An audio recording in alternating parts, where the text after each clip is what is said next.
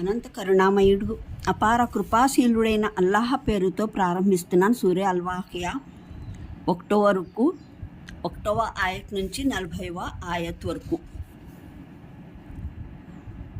జరగనున్న సంఘటన తీరా సంభవించినప్పుడు దాని సంభవాన్ని ఆబద్ధీకరించేవాడు ఎవడు మిగులడు. అది క్రింద మీద చేసివేసే విపత్తు. భూమి అప్పుడు ఒక్కసారిగా కుదిపివేయబడుతుంది. కొండలు పిండి పిండిగా నూరివేయబడతాయి.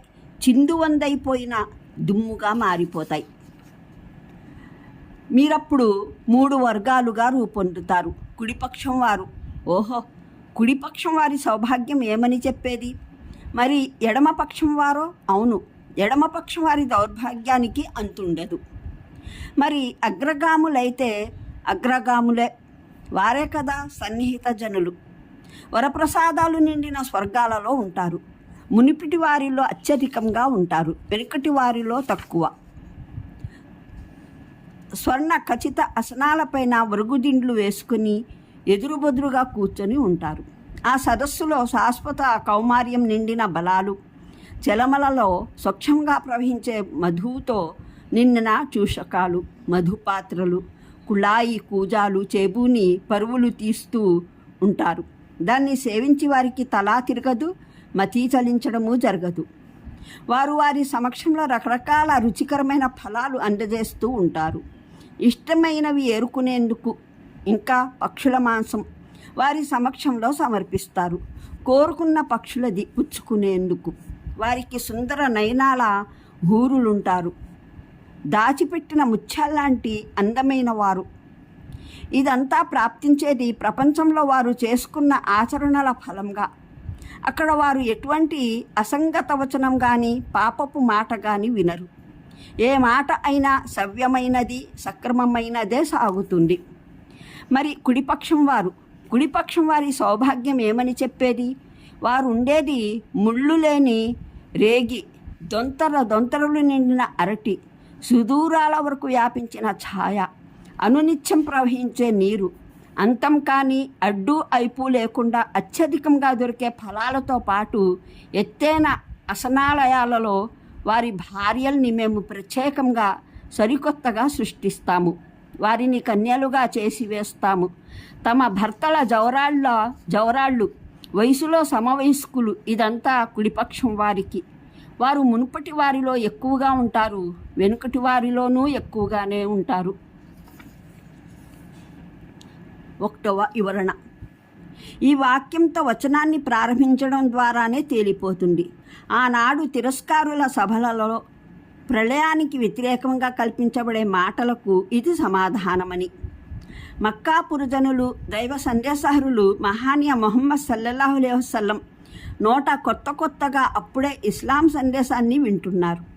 అందులో వారికి అన్నింటికన్నా విచిత్రంగా, మింగుడు పడనిదిగా, బుద్ధికి అందనిదిగా అనిపించిన విషయం, ఒక రోజున గగన భువనాల ఈ వ్యవస్థ అంతా చిన్నాభిన్నమైపోతుంది. ఆ పైన మరో వ్యవస్థ నెలకొంటుందన్నది. అప్పుడు తొలినాటివారు, తుదినాటివారు, మరణించిన వారంతా మళ్ళీ బ్రతికించబడతారు అన్నది. ఈ మాట విని వారి కళ్ళు తెరుచుకున్నట్టే ఉండిపోయేవి. ఇలా జరగటం పూర్తిగా అసంభవమని వారు అనేవారు. అయినా ఈ భూమి, ఈ పర్వతాలు, ఈ సముద్రాలు, ఈ సూర్య చంద్రాదులు ఎక్కడ మాయమైపోతాయి? శతాబ్దులుగా మరణించిన వారంతా ఎలా బ్రతికి నిలబడతారు? మరణం తర్వాత మరో జీవితం, అందులో స్వర్గ ఉద్యానవనాలు, నరకాగ్ని జ్వాలలు.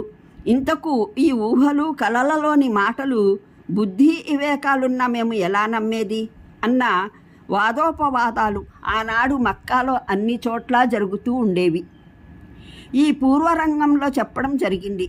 జరగవలసిన సంఘటన ఏదో సంభవించినప్పుడు దాన్ని కాదనేవారు ఎవరూ ఉండరు అని. ఈ వచనంలో ప్రళయానికి వాక్య అన్న పదం ప్రయోగించబడింది. దీని అర్థం దాదాపుగా తెలుగులో జరిగేదేదో జరుగుతుంది అని చెప్పుకునేటటువంటిది. అంటే అది తప్పనిసరిగా సంభవించి తీరవలసిన విషయం అన్నమాట. పైగా దాని సంభవాన్ని వఖాత్ అని పేర్కొనడం జరిగింది. ఇది అరబ్బీలో అకస్మాత్తుగా జరిగే ఏదైనా పెద్ద సంఘటనకు ప్రయోగించే పదం. లైసాలి వఖాతిహా కాజిబా అన్న పదాలకు రెండు అర్థాలు కావచ్చు. ఒకటి, అది సంభవించడం, జరగకపోవడం, అది వస్తూ వస్తూ ఆగిపోవడం, దాని రాకను మరలించడం సాధ్యం కాదు అన్నది. లేదా మరో మాటలో చెప్పాలంటే ఆ సంఘటనను అసంఘటనగా చేసే శక్తి ఏది ఉండదు అన్నమాట. రెండవది, ఆ సంఘటన సంభవించలేదని అబద్ధం పలికే ఏ ప్రాణి ఆ సమయాన ఉండదన్నమాట.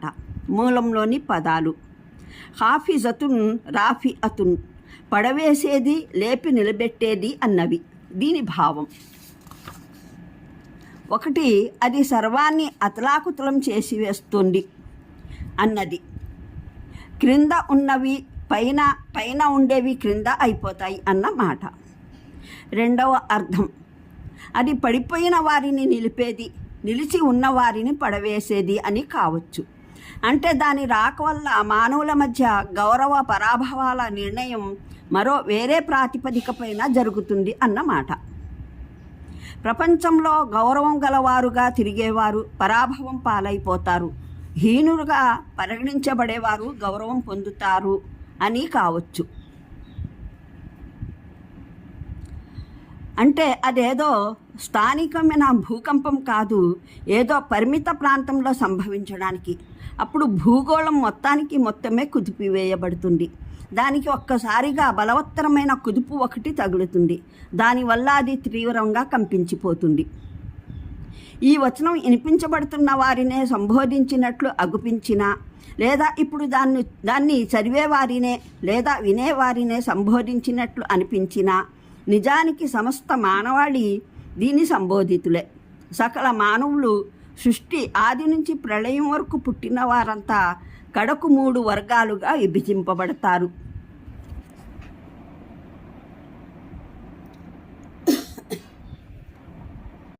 అనంత కరుణామయుడు, అపార కృపాశీలుడైన అల్లాహ్ పేరుతో ప్రారంభిస్తున్నాను. సూర్య అల్-వాకియా 1వ ఆయత్ నుంచి 40వ ఆయత్ వరకు. జరగనున్న సంఘటన తీరా సంభవించినప్పుడు దాని సంభవాన్ని ఆబద్ధీకరించేవాడు ఎవడు మిగులడు. అది క్రింద మీద చేసివేసే విపత్తు. భూమి అప్పుడు ఒక్కసారిగా కుదిపివేయబడుతుంది. కొండలు పిండి పిండిగా నూరివేయబడతాయి, చిందువందైపోయిన దుమ్ముగా మారిపోతాయి. మీరప్పుడు 3 వర్గాలుగా రూపొందుతారు. కుడిపక్షం వారు, ఓహో కుడిపక్షం వారి సౌభాగ్యం ఏమని చెప్పేది. మరి ఎడమపక్షం వారో, అవును ఎడమపక్షం వారి దౌర్భాగ్యానికి అంతుండదు. మరి అగ్రగాములైతే అగ్రగాములే, వారే కదా సన్నిహిత జనులు. వరప్రసాదాలు నిండిన స్వర్గాలలో ఉంటారు. మునిపిటి వారిలో అత్యధికంగా ఉంటారు, వెనుకటి వారిలో తక్కువ. స్వర్ణ ఖచ్చిత అసనాలపైన వరుగుదిండ్లు వేసుకుని ఎదురుబెదురుగా కూర్చొని ఉంటారు. ఆ సదస్సులో శాశ్వత కౌమార్యం నిండిన బలాలు, చలమలలో స్వచ్ఛంగా ప్రవహించే మధువుతో నిండిన చూషకాలు, మధుపాత్రలు, కుళాయి కూజాలు చేబూని పరువులు తీస్తూ ఉంటారు. దాన్ని సేవించి వారికి తలా తిరగదు, మతీ చలించడము జరగదు. వారు వారి సమక్షంలో రకరకాల రుచికరమైన ఫలాలు అందజేస్తూ ఉంటారు. ఇష్టమైనవి ఏరుకునేందుకు ఇంకా పక్షుల మాంసం వారి సమక్షంలో సమర్పిస్తారు. కోరుకున్న పక్షులది పుచ్చుకునేందుకు వారికి సుందర నయనాల హూరులుంటారు, దాచిపెట్టిన ముత్యాల్లాంటి అందమైన వారు. ఇదంతా ప్రాప్తించేది ప్రపంచంలో వారు చేసుకున్న ఆచరణల ఫలంగా. అక్కడ వారు ఎటువంటి అసంగత వచనం కానీ పాపపు మాట కానీ వినరు. ఏ మాట అయినా సవ్యమైనది, సక్రమమైనదే సాగుతుంది. మరి కుడిపక్షం వారి సౌభాగ్యం ఏమని చెప్పేది. వారు ఉండేది ముళ్ళు లేని రేగి, దొంతరలు నిండిన అరటి, సుదూరాల వరకు వ్యాపించిన ఛాయ, అనునిత్యం ప్రవహించే నీరు, అంతం కానీ అడ్డు అయిపు లేకుండా అత్యధికంగా దొరికే ఫలాలతో పాటు ఎత్తైన అసనాలయాలలో వారి భార్యల్ని మేము ప్రత్యేకంగా సరికొత్తగా సృష్టిస్తాము. వారిని కన్యలుగా చేసి వేస్తాము. తమ భర్తల జవరాళ్ళు వయసులో సమవయస్కులు. ఇదంతా కుడిపక్షం వారికి. వారు మునుపటి వారిలో ఎక్కువగా ఉంటారు, వెనుకటి వారిలోనూ ఎక్కువగానే ఉంటారు. ఒకటవ